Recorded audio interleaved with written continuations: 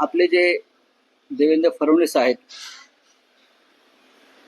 ते अशा प्रकारच्या टपल्या टिचक्या टोमणे मारण्यामध्ये पटायचे आणि त्यानुसार त्यांनी तो एखादा टोमणा मारला असेल, टपली टिचकी मारली असेल, त्याकडे गांभीर्याने घेण्याची गरज नाही.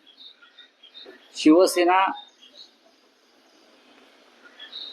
सर्वोच्च न्यायालयामध्ये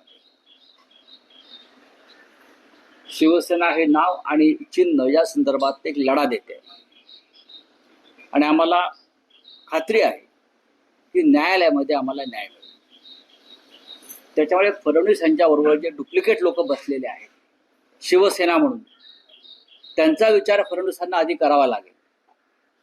आपल्याबरोबर डुप्लिकेट ठेवायची की असली ठेवायची. सध्या तरी त्यांचा सगळा कारभार डुप्लिकेट लोकांना घेऊन चाललेला आहे. मग डुप्लिकेट राष्ट्रवादी काँग्रेस, डुप्लिकेट शिवसेना. त्याच्यामुळे शिवसेनेचं जे सध्या चाललेलं आहे ते उत्तम चाललेलं आहे आमच्या. नाही पण फडणवीसांची ऑफर किती गांभीर्याने घेतात? अजिबात गांभीर्याने घेत नाही. फडणवीस यांनी ऑफर, याला मी ऑफर म्हणत नाही, याला टपल्या टिचक्या म्हणतो.